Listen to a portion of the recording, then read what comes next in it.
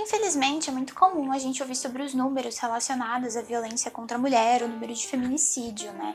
Até porque eles são de fato muito absurdos, ainda que muito subnotificados. Mas as irmãs Sara e Leda Stoppazoli tiveram a ideia de falar sobre as pessoas por trás desses números, mas não sobre quaisquer pessoas.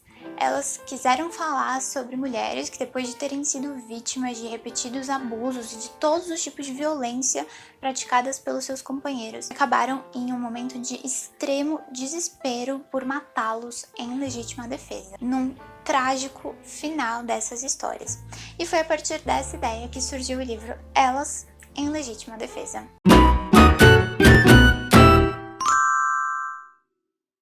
Olá, seja muito bem-vinda ou muito bem-vindo ao Ressaca Cultural.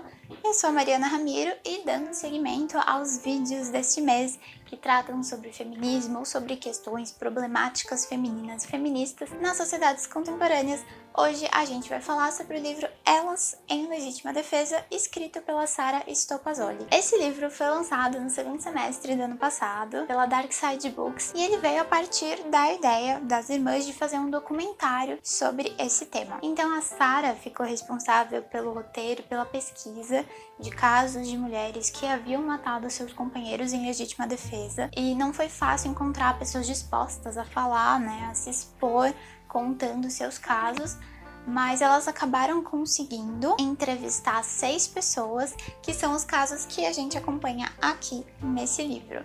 Então o livro é dividido em 4 partes: amor, violência, o dia do fato e julgamento. Nós conhecemos então aqui a história dessas mulheres, como elas conheceram os seus companheiros, como o relacionamento acabou virando o inferno na terra para elas, como e por que elas os mataram, como foi a espera e o julgamento dessas mulheres. No documentário, por alguns motivos que são explicados no livro, a gente não acompanha todos os 6 casos que estão aqui. Então a gente acompanha 2 casos que também estão no livro e a simulação de um julgamento real. Como a própria sinopse do livro já diz, ele rompe com um padrão de silêncio acerca desse tema, porque a gente conhece aqui os nomes e as histórias das vítimas. E é muito comum quando a gente ouve falar sobre violência doméstica, violência contra a mulher, a gente ouve comentários como: por que ela não larga o cara, parece que gosta de apanhar, e outras coisas do tipo. E o livro e o documentário mostram também como é difícil para essas vítimas,